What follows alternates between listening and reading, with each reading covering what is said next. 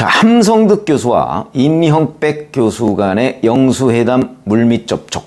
이 논란이 계속해서 일파만파로 번지고 있습니다. 용산 대통령실에서는 그런 비선 라인이 없다. 이렇게 딱 잘라서 얘기를 했죠. 자, 그런데 오늘 이재명 대표의 반응이 나왔습니다. 아침에 기자들하고 만나서 이렇게 얘기합니다. 비서실장은 천준호 의원이죠. 용산과 협의하고 진행한 게 전부다 이렇게 얘기했습니다. 비선 라인은 없다 하고 같은 얘기입니다. 한민수 대변인도 이게 비선 라인 얘기겠죠. 내용 자체가 회의에서 거론된 게 없다. 이거는 또 비선 라인이 없다는 거하고는 조금 다른 얘기입니다.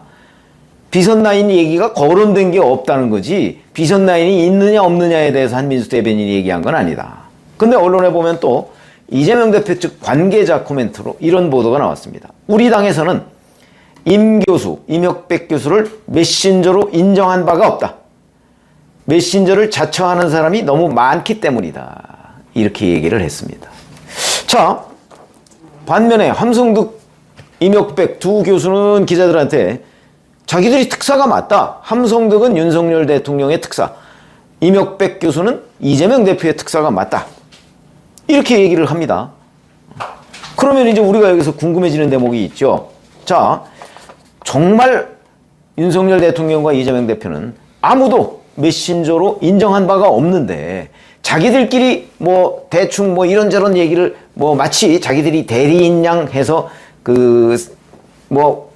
주고받고 그러면서 이거를 이제 한국일보 기자한테 가서 사실은 우리가 특사였다, 대리인이었다 라고 하면서 둘이 나란히 사진 찍고 인터뷰를 할 수가 있는 것인가? 내지는 거기서 얘기했던 대통령실에서 이재명 대표의 경쟁자가 대선에서 될 만한 사람을 인선에서 배제하겠다라든지 총리를 추천해달라, 중도 성향의 어떤 사람으로 해달라, 이런 얘기. 같이 골프 회동도 하고 부부 동반으로 만나자, 이런 얘기들을 과연 함성득 교수와 임혁백 교수가 아무런 그러니까 윤석열 대통령과 이재명 대표의 추인이 없이 자기들끼리 그냥 머릿속으로 얘기해서 이거를 주고받을 수 있을까 과연?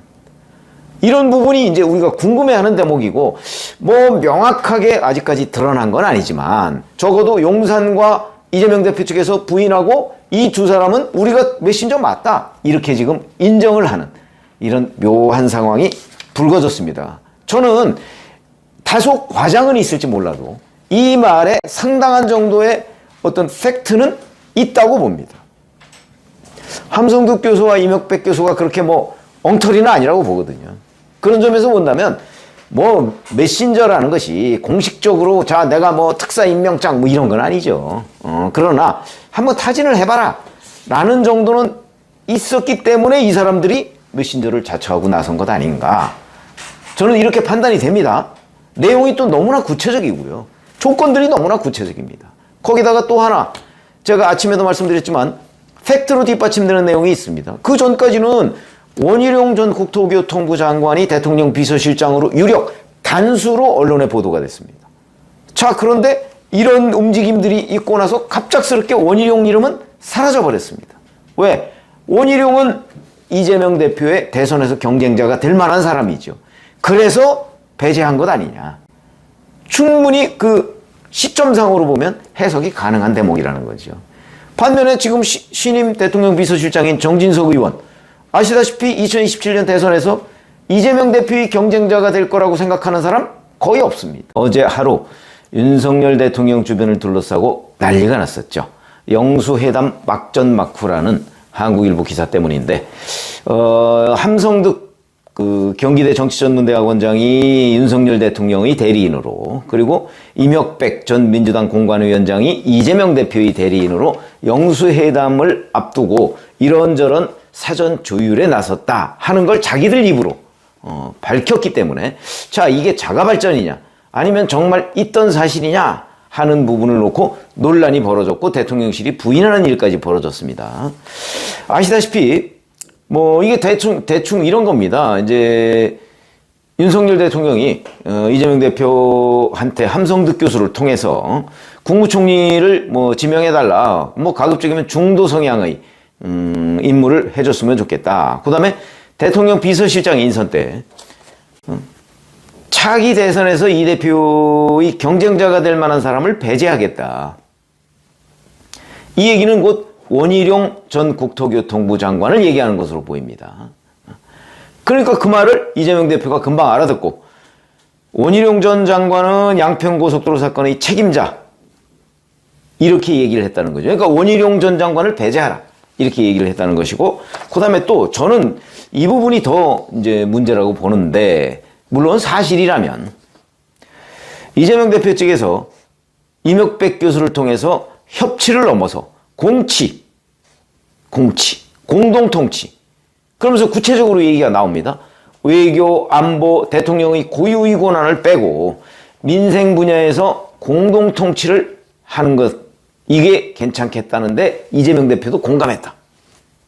이렇게 얘기를 하거든요. 공동통치. 그러면 뭐 거의 정권을 내놓으라. 이제 이런 얘기하고 비슷한 것이고, 그 다음에 이채양명주라고 이재명 대표가 그동안에 계속 여권에 대해 공세를 펼칠 때 이태원 참사, 최상병 사건, 양평고속도로, 그 김건희 여사 명품백, 파우치백, 그 다음에 주가 조작, 뭐 이런 것들은 다 특검에다 넘기고 사법부 판단을 받아보자. 그래야 윤 대통령의 말을 신뢰하겠다는 이재명 대표의 전언이 있었다. 뭐 이런 대목들입니다. 자, 그런데 용산 대통령실에서 비선 또는 물밑 접촉은 없었다 이렇게 얘기를 하고요. 내가 역할을 했다고 팔고 다니는 인사들이 많다 이렇게 얘기합니다. 팔고 다니는 인사들이 많다.